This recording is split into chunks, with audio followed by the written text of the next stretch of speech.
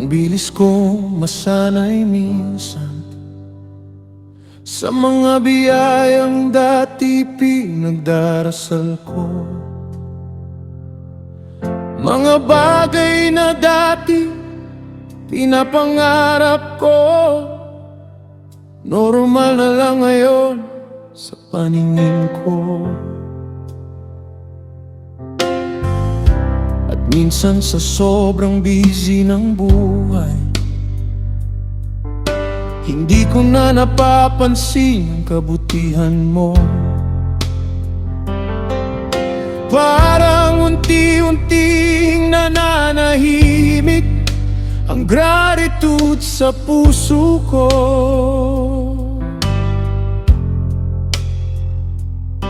Pero ayoko mabuhay ng manhid na puro routine na lang ang faith ko. Gusto kong manatiling aware sa presence at pagmamahal mo. At habang mas pinipili kitang alalahanin, mas nabubuhay ulit ang soul ko. Hindi pala nawawala ang wonder kapag marunong pa ring magpasalamat. Kapag ikaw ang nagpapaalala sa puso ko,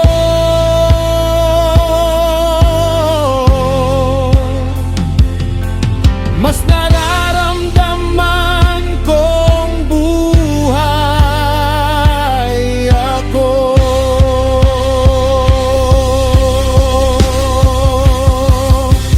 Diyos ko, ayokong manhid ang puso ko sa lahat ng ginagawa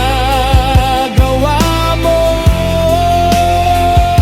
Sa bawat biyaya at second chance na binibigay mo, turuan mo akong maging grateful. Ayokong manhid ang puso ko, ayokong masanay sa grace mo. Sa bawat araw na gumigising ako, ikaw pa rin ang hahanapin ko.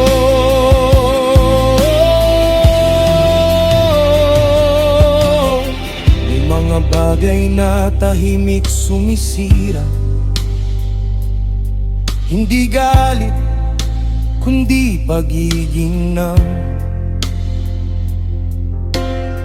Kapag hindi ko na pinapansin ang mga simpleng kabutihan sa paligid, kaya gusto kong bantayan ang puso ko na manatiling humble at alive. Dahil alam kong ang pusong marunong makaramdam, mas marunong ding magmahal. Kapag